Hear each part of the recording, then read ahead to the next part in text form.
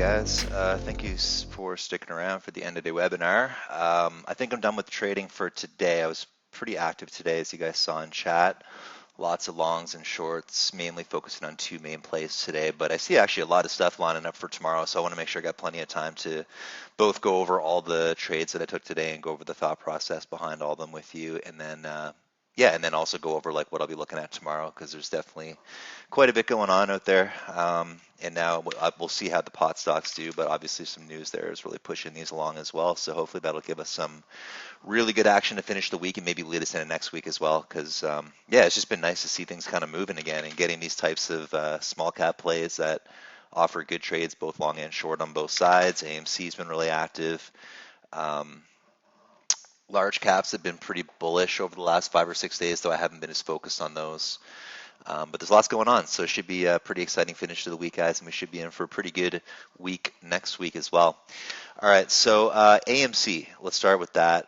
This was probably the main focus for me this morning, or at least in the morning it was. This thing had a massive squeeze yesterday into the close. Basically, we had sort of a high a day sort of push out squeeze for all the shorts that were stuck all afternoon into the close there yesterday, and then it kind of closed a little bit weak, and I think that shorts probably tried to take it overnight. I got to say I don't blame them for being short bias going into today. I was 100% short bias, pretty much as short bias as I could be at the open. Big sort of blow off top wick on the daily chart. We've been up for 1, 2, 3, 4, 5, 6, 7 days in a row. There was just no question that this was due for a pullback today. But as you guys saw from my charts, I traded several times on both long and short on it. But ultimately, coming into today, the bias was definitely short. I was hoping that this one would give some good short setups at the open, so there'd be some clear risk levels for you guys to follow. And stuff like that, but I had to sort of get a little more on the discretionary side in the morning with it, because there really was no setup, but I really wanted to be short. It was just one of those days where we had a failed opening push through the hourly chart. I needed to at least start shorting, but I couldn't really get sized in at any point. And that's the problem. That's the problem when you don't really get a setup, is if there's no setup, I'm not going to be sized into it, and I'm not going to make a huge trade on it. But if the bias is really clear and confirmed, like where it failed the hourly chart test this morning and the daily chart's super extended, if I want to get short, I'll find ways to get short, but it wasn't really an easy one. I started with, after I kind of shorted a little bit early, and then there was no setup, so I kind of waited for bounces to happen and then waited for confirmation of a lower high and then shorted, covered, all out there, and then I saw a really healthy bounce right back to the hourly 9 EMA, shorted off hourly 9 EMA, added a little bit, cover down here, and then I was all out on this one. I switched my bias to, we started getting too extended to the downside, and I switched my bias to long. This was my last short cover. I started long a little too early there at 1940, stopped it out at 1920, and then got back in when I told you guys I saw the setup. It looked a little better the second time, so I took it long there, stopped it out, jumped back in. I was only looking for like a 1985 target for that one, because the hourly 9 EMA was, is usually going to act as resistance. So at that time, you can see that hourly chart candle was right around 1990. And my hope was we could get long, play it, and I'll show you guys the reason why I wanted to get long there is because this was clearly just way too flooded with short sellers. There was a lot of downward wicks. It was too much downside action to not have relief, and it was to the point where I was starting to see areas that looked like shorts could easily be getting trapped. Particularly, anyone that shorted into this is insane, and anyone that shorted this, I get it, but it was just too late, I think, to get in there. So I just kind of waited for those traps to happen. And the long signal, the early one I took didn't work, but the one I told you guys about was the 1940 break here. Max risk would be 1920, but my thought was they'd probably push it out into VWAP, and if it broke 65, that would be a bonus, because that was a 15-minute chart flight through 65. And the ultimate goal was just to get it back to the hourly chart, which was 1985, and basically all of that happened. And then It's funny. This trade here, I really actually liked this one, and I'm not upset that it didn't give me all I wanted. I was hoping that would turn into a fade the rest of the day. I think it was a really good place to enter, and I just really liked that one, and I'll tell you guys why. Um, Big thing that I liked about it was that it had certainly stopped out all the weak shorts, because it actually broke up through. It makes me wish I trailed that long a bit better, but it actually stopped shorts up through the flag break here on the 5 minute chart, and then on the 15-minute chart, it stopped them all out through 65, and then even the hourly chart players got stopped out through 20, so it took everybody out. And then it went right back under hourly 9 EMA, so it looked like it was going to stay weak. And then I thought maybe we'd see a sideways candle and then a move lower this afternoon. So I really liked that entry point, and the risk reward I thought was really excellent there. It's funny, that was actually my favorite trade of the day, and it was probably one of the ones that worked out the least. But um, it had that move where it was able to really stop out a lot of shorts into that rally. And then there was a pretty clear looking bear flag with 1997 kind of lower high. Um, 85 was the bear flag break there. And it did get to maybe 60, around 60 there. But yeah, I mean, I liked it for a lot of reasons. One is that I thought that a lot of the shorts would have been stopped out.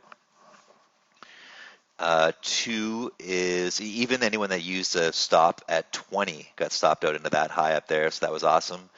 Three, it had a really low risk setup, meaning I thought that if we shorted 85 and if you either risked 97 or used the whole dollar, it's only 15-cent risk.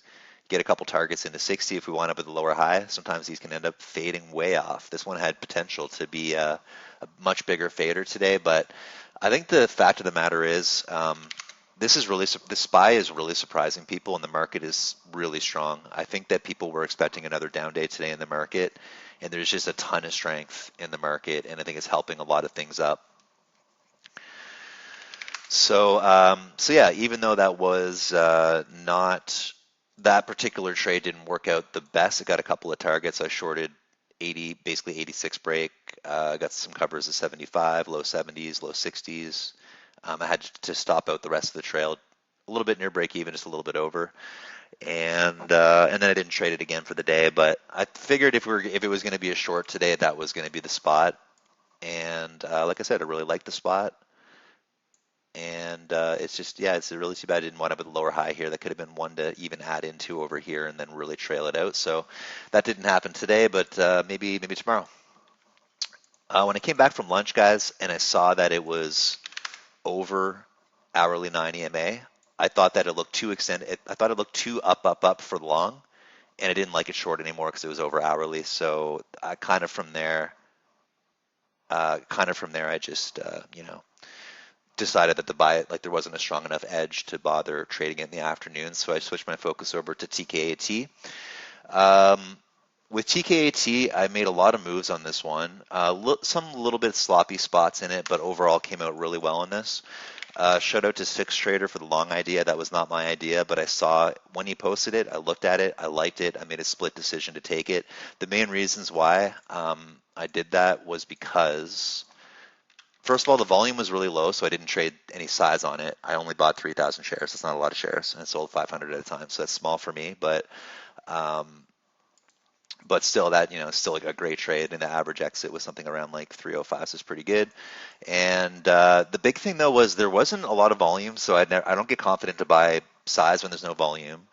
But I did like that it had an hourly chart test at 260, and that was to me was a very clear risk level for longs that could use the hourly chart 260.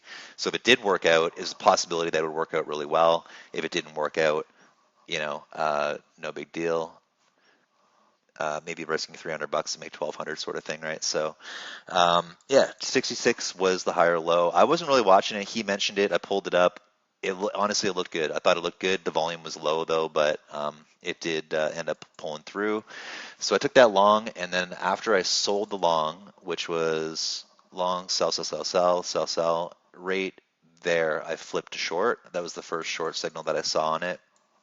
That was the first reversal setup that I saw, and I didn't get too much out of the short side. It was actually a little bit of a grind on the short side that ended up obviously really well in the end, but flipped to short at right around 320. I think 317 break was where it really started to roll over, but it was a bit extended to the downside there. So remember, we talked about that. This is one of those trades that it is extended to the downside. It's not really enough consolidation to make a much bigger move down, so more of a scalp. So adjusting for the context here to be more of a scalp, short 20 area covering mostly over 310. You can see here I covered the rest near break even. Then I thought I got faked out and I tried to short it again a little bit, and then I realized it was holding and covered that near break even. Re-entered the short on the bear flag, cover. Took a safe cover here, so it looked like it was going to flag. When that flag failed, re-shorted, covered. Um, and then I believe we flipped to long right in here, flipping to long.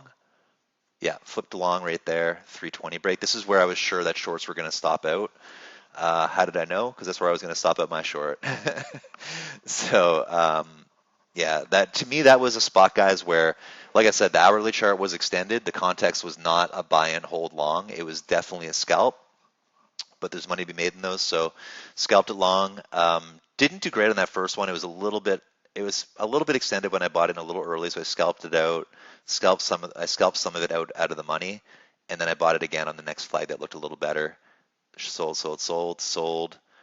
And then, okay, so then I flipped to short. I said this was premature, and I knew it was, but I was going to lunch, and I knew it wasn't going to go right there because the 15-minute 9 EMA was right below, but I thought I might be able to get away with one there.